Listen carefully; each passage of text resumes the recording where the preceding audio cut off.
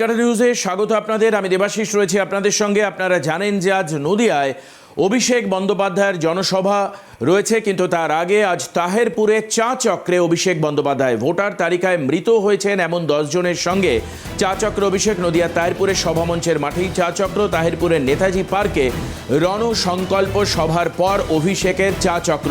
রাজা শাহ আমাদের প্রতিনিধি আমাদের সঙ্গে রয়েছেন। রাজার কাছে যাব। রাজা, অভিষেকের চা চক্র তিনি দেখা করেছেন 10টি পরিবারের সঙ্গে। তারা কি আজকে সভা মঞ্চে উপস্থিত থাকবেন এবং কোন কোন বিষয়ে আলোচনা হয়েছে? গতকালকের ঘটনার পর অভিষেক বন্দ্যোপাধ্যায়ের কি বিশেষ কোনো প্রতিক্রিয়া পাওয়া গিয়েছে? রাজা, বলি যে 2 তারিখ অর্থাৎ 2রা জানুয়ারিতে আমরা দেখতে পেয়েছিলাম অভিষেক বন্দ্যোপাধ্যায়ের সঙ্গে বারুইপুরের সাগর সংঘের মাঠে 3 জন ভূত হাঁটছে।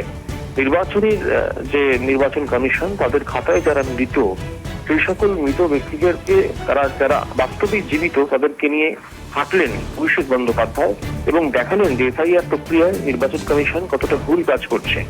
একই রকম ভাবে আজকে 10 জন মৃত নির্বাচন কমিশনের খাতায় যারা মৃত বলে ঘোষণা করা হয়েছে এফআইআরের খসড়া তালিকায়, সেই রকম 10 জন জীবিত ব্যক্তিকে নিয়ে কিন্তু আজকে চা চক্র করবেন অভিষেক বন্দ্যোপাধ্যায়। তাহেরপুরের নেতাজি সংঘের মাঠ, সেই নেতাজি সংঘের মাঠেই আজকে যে রণসংকল্প সভা করবেন অভিষেক বন্দ্যোপাধ্যায়, সেই রণসংকল্প সভার পরে চা চক্রে মাতবেন তিনি।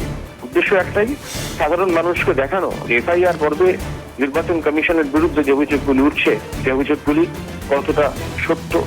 ফলত তোমাকে জানাই যে অভিষেকের এই চা চক্র কিন্তু অত্যন্ত তাৎপর্যপূর্ণ। আজই অভিষেক বন্দ্যোপাধ্যায় সেখান থেকে পৌঁছবেন ঠাকুরনগরে, ঠাকুর বাড়িতে পুজো দেবেন তিনি এবং তারপর কলকাতা ফিরে আসবেন।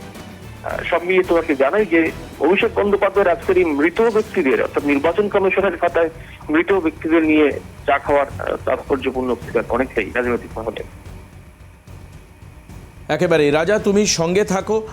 আমরা যেটা জানতে পারলাম যে তাহেরপুরে চা চক্র এবং তাতে 10 জন মানুষকে মৃত দেখানো হয়েছে ভোটার তালিকায়, তাদের সঙ্গে চা চক্রে থাকবেন অভিষেক। রাজা অবশ্যই পুরনো কথা উল্লেখ করলো, যেখানে আমরা দেখতে পেয়েছিলাম যে এর আগেও 3 জনকে র্যাম্পে হাঁটিয়েছিলেন অভিষেক বন্দ্যোপাধ্যায় এবং সেই ছবির পরে কিন্তু একাধিক জনসভা হয়েছে। সেখানে এই প্রসঙ্গে অভিষেক সোচ্চার হয়েছেন যে ভোটার তালিকায় একাধিক জীবিত ব্যক্তিকে মৃত বলে দেখানো হয়েছে।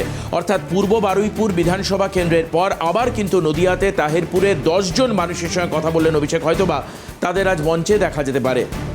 রাজা, তুমি সঙ্গে থাকো।